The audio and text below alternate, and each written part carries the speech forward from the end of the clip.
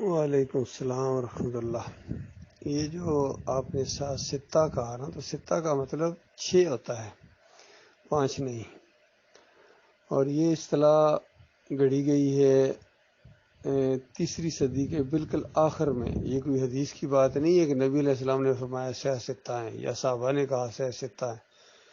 یہ 3 صدی کے بالکل آخر میں، چونکہ ابن ماجہ 295 میں مرے ہیں اور ابن ماجہ بھی اس میں شامل ہے ستہ میں، تو یہ انہی شیعوں کی اصطلاح ہے تاکہ سب چیزوں کو آپس میں مکس کر کے کھچڑی بنا دی جائے، حق اور باطل کو مکس کر کے پیش کیا جائے۔ یہ ہے معاملہ اصل۔ باقی صحابہ کے دور میں یا تابعین کے دور میں، تبع تابعین کے دور میں اس چیز کا تصور بھی نہیں تھا کہ حدیث کی کچھ 6 کتابیں نبی علیہ السلام لکھ کے گئے ہیں، ایسا نہیں ہے۔ روایتیں یا جو بھی پورا دین تھا وہ ایک عملی دین تھا۔ صحابہ اکرام جو نبی علیہ السلام سے سنتے تھے، قرآن کی تشریح میں وہ یاد رکھتے تھے، اس کے اوپر عمل کرتے تھے، اس کو آگے بیان کرتے تھے۔ تو یہ اللہ کی کتاب ہے قرآن، اور اس کی تشریح جو نبی علیہ السلام نے فرمائی، صحابہ اکرام نے جس کو اختیار کیا، یہی دین اسلام ہے، اور اسی چیز کا ذمہ لیا اللہ تعالیٰ نے۔ اب جب بنیاد ہی کسی فرقے کی ختم ہو، ٹیڑھی ہو، بنیاد ہی یعنی قرآن کے پہلے صفحے کا جو بندہ انکاری ہو، جن کا آپ نے ذکر کیا شیعوں کا، رافضیوں کا، تو یہ قرآن کی جو پہلی آیت، پہلی سورت آتی ہے سورہ فاتحہ، ایک دعا ہے جو اللہ تعالیٰ نے بندے کی زبان میں، بندوں کی زبان میں نازل کیا ہے، اور گویا تعلیم دی ہے کہ میرے بندو، تمہاری سب سے بڑی جو ضرورت ہے وہ اس دنیا میں اس امتحان سے کامیابی ہے۔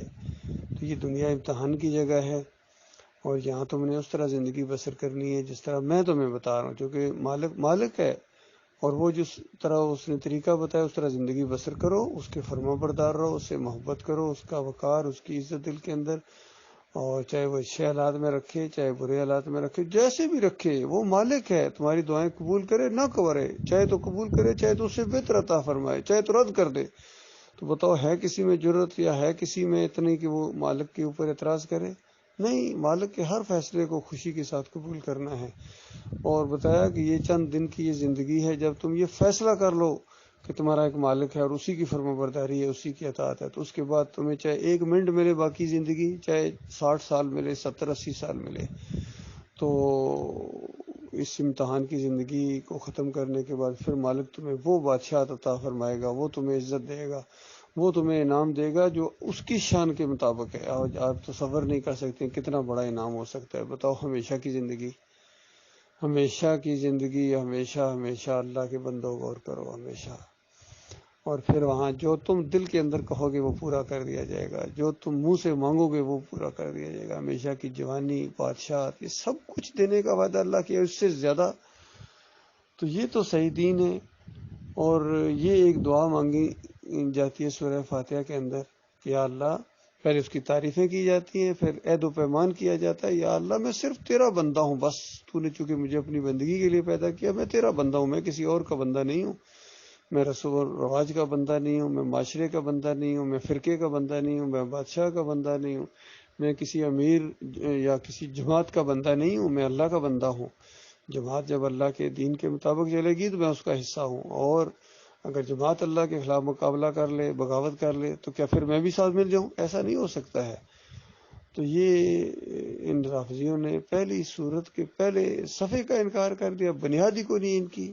اب جو مرضی اپنی یہ کتاب لے کے آئیں، یہ ہماری کتاب ہے، یہ رکھو اپنے پاس اپنی کتاب کو، جب تم قرآن کے انکاری ہو، پہلے صفحے کے انکاری ہو۔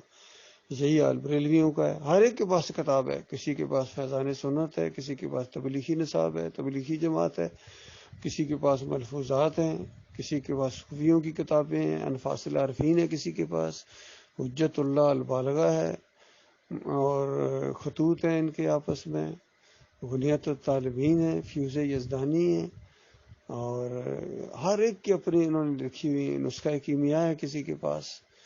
تو اب بتائیے کیا کریں، کہاں رکھیں ان کو جا کے؟ لائبریریاں بھری ہوئی ہیں، اردو بازار بھرے ہوئے ان کتابوں کے، ساری کتابیں انہوں نے لکھی ہیں اللہ کی کتاب کا مقابلہ کرنے کے لیے۔ ٹھیک ہے جی، یہ تو حال ہے ان کا۔ باقی جو ستہ میں نے پہلے کہا ہے کہ اس کے اندر بھی یعنی صحیح روایتیں بھی ہیں اور غلط بھی ہیں ان کے اندر، انہی کے اندر ہے، چاہے وہ ابن ماجہ ہو، نسائی ہو، ترمذی میں بھی، اور دوسری چیزوں میں ابو داؤد یا اس طرح کی جو چیزیں ہیں، ان میں کتنی ایسی چیزیں ہیں جو قرآن کے خلاف بھی ہیں اور صحیح حدیث کے خلاف بھی ہیں۔ باقی امام بخاری رحمۃ اللہ علیہ کا ایک بڑا معیار ہے، اللہ تعالیٰ نے ان سے دین کا کام لیا ہے، ان کی جو تفسیر ہے قرآن کی وہ بہترین تفسیر ہے، اور کوئی ایسی روایت نہیں ہے جو قرآن کے خلاف ہو، یا کوئی ایسی روایت نہیں ہے جس کی تعویل نہ کی جا سکے، جس کو قرآن کے تابع نہ کیا جا سکے یا صحیح حدیث کے تابع نہ کیا جا سکے۔ تو یہ معاملہ ہے اللہ کے بندوں، یہ معاملہ ہے ایک، یہ بات ہے ایک۔ باقی ذرا برابر اس معاملے میں کوئی شک و شبہ نہیں ہونا چاہیے۔ نبی علیہ السلام نے یہی فرمایا تھا، ترکت فیکم امرین لن تضلوا بما تمسکتم بہما کتاب اللہ و سنت رسولہ، دو چیزیں چھوڑے جا رہا ہوں، کبھی گمراہ ہو ہی نہیں سکتے ہو، کبھی، جب تک دونوں کو مضبوطی کے ساتھ پکڑو گے۔